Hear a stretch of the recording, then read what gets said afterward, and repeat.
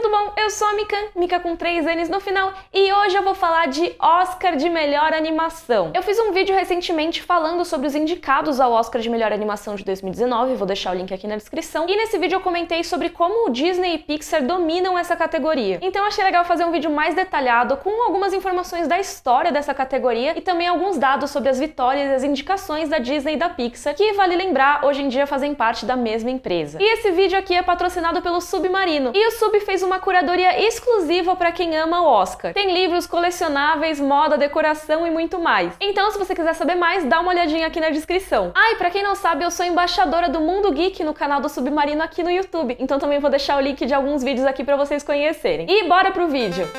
Ó, só pra vocês verem que eu não tô inventando nada, vou falar dados aqui, números. A Pixar até hoje tem 9 vitórias no Oscar de Melhor Animação. Isso é mais de metade dos prêmios já dados. Equivale a 52,9%. E a Disney tem 3 vitórias. O que, se você for pensar, não parece muita coisa, mas levando em conta que a categoria do Oscar de Melhor Animação é recente, como eu vou falar daqui a pouco, isso equivale a 17,6%. Então, somadas, as duas empresas têm 70,5% de todas as vitórias do Oscar de Melhor Animação. Isso é coisa pra caramba, gente. Nas indicações, se a gente contar as do Oscar desse ano, Disney e Pixar somadas tiveram 74 indicações. Isso equivale a 31% do total das indicações ao prêmio de Melhor Animação. Ou seja, praticamente uma em cada 3 indicações ao Oscar de Melhor Animação era Disney ou Pixar. E hoje eu vou contar um pouco dessa história pra vocês. Acho que a primeira coisa legal de falar aqui no vídeo é que a categoria de Melhor Animação é uma das mais recentes do Oscar. A cerimônia do Oscar existe desde 1929 e o Oscar de Melhor Animação só foi criado mesmo 73 edições depois. Isso porque a Academia não considerava que tinha uma quantidade grande de animações com qualidade suficiente para existir uma categoria específica. Quando existia alguma animação que se destacava muito, o que eles faziam era entregar Oscars honorários, né? Premiações especiais. Então, por exemplo, Branca de Neve e os Sete Anões, do Walt Disney, ganhou um Oscar honorário lá em 1938. E mais recentemente, em 1996,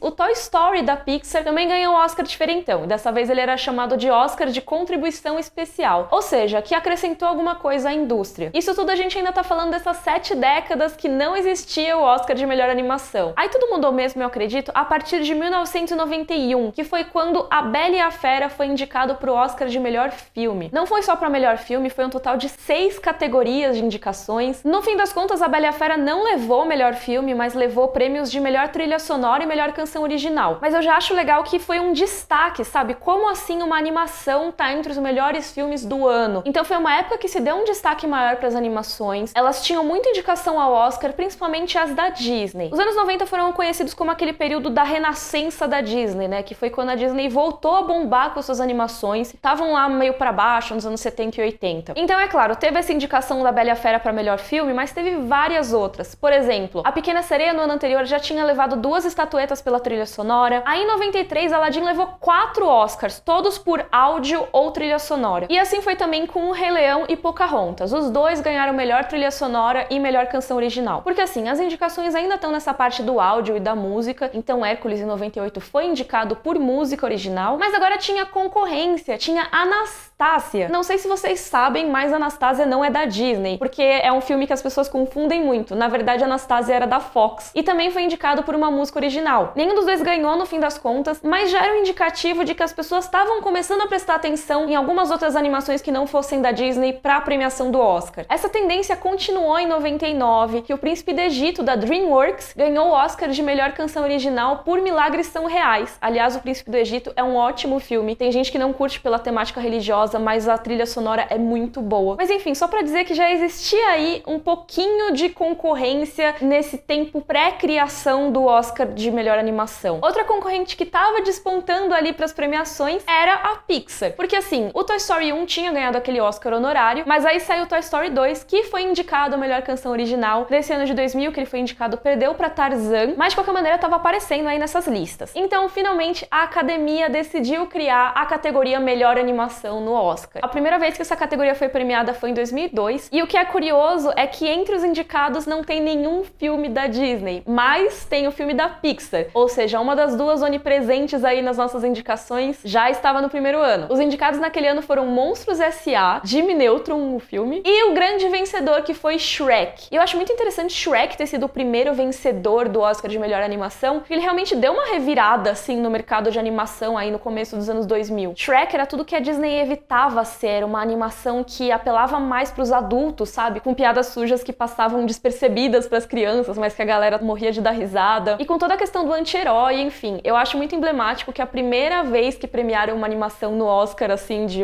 melhor animação mesmo, tenha sido pra Shrek. E assim como esse prêmio pra Shrek, o começo dos anos 2000 foi, eu acho que a época mais ousada do Oscar de melhor animação. Que eles premiaram mais concorrentes, sabe? Nessa época, a Disney não ganhou nenhum Oscar. Foi indicada a alguns. Por exemplo, no segundo Oscar de melhor animação, que tinha 5 indicados e não 3 como no ano anterior, a Disney entrou com 2 dos concorrentes, Lilo e Stitch e Planeta do Tesouro. E não levou nenhum, porque quem ganhou foi A Viagem de Chihiro, que inclusive é a única animação japonesa na história a levar um Oscar de melhor animação. Tem até um vídeo que eu fiz sobre isso, que eu vou linkar aqui na descrição, e eu falo bastante sobre a dificuldade dos animes serem indicados e ainda por cima votados, como esse Oscar de A Viagem de Chihiro foi uma coisa única, sabe? Mas aí no terceiro Oscar de melhor animação que começa realmente a hegemonia da Pixar. A Pixar, como eu falei, já tinha aparecido aí nas corridas pro Oscar, pra trilha sonora, tinha ganhado aquele honorário com o Toy Story 1, mas foi com Procurando Nemo que ela ganhou seu primeiro Oscar de melhor animação. No ano seguinte ganhou com Os Incríveis. E assim, aconteceu depois disso uma coisa na história da Pixar, que foi o estúdio ser comprado pela Disney. A partir daí, algumas coisas mudaram na Pixar. Essas mudanças depois da compra não iam ser sentidas tão imediatamente assim, pelo menos nas indicações pro Oscar, mas vocês vão ver que nos anos mais recentes isso tem sido sentido cada vez mais. Foi a queda da Pixar e a ascensão da Disney no Oscar. A gente ainda tá no meio dos anos 2000. A gente tinha alguns filmes aqui e ali que não eram nem Disney nem Pixar ganhando o Oscar de melhor filme ainda. Por exemplo, o Wallace and Gromit ganhou, Happy Feet ganhou melhor animação, ganhando de carros inclusive, que foi o primeiro filme da Pixar depois de Monstros S.A. a ser indicado e não ganhar um Oscar de melhor animação. Mas tudo bem, porque depois ele emplacou 4 anos seguidos de Oscar de melhor animação, que até hoje é o recorde dessa categoria. Eles emendaram Ratatouille, Wall-E, Up e Toy Story 3. E eu nem vou questionar nada, porque são 4 filmes excelentes. Realmente eles poderiam concorrer não só como melhor animação, mas também como melhor filme. E isso aconteceu até. No ano em que o Wall-E foi indicado a melhor animação e levou o prêmio, ele não foi indicado a melhor filme. Isso reavivou alguns debates sobre a existência da categoria melhor animação. Porque quando ela foi criada lá no começo dos anos 2000, já tinha uma galera que defendia que ela não devia existir e uma galera que achava que deveria. Quem achava que deveria dizia que isso ia fortalecer o mercado de animações. Os estúdios iriam fazer animações mais grandiosas para tentar ganhar prêmios. Mas tinha uma galera que dizia que o efeito talvez fosse pior, na verdade. Apesar dos estúdios quererem os prêmios e tudo mais, talvez a categoria fosse usada como uma forma de isolar as animações do prêmio de melhor filme, sabe? Considerar a animação como um nicho diferente, que na verdade é o que muita gente faz hoje em dia, e é o que eu critico muito no Oscar de melhor animação. Tem a galera que não vota em animação como se fosse um filme normal. Tem muito votante da academia, inclusive, que nem assiste as animações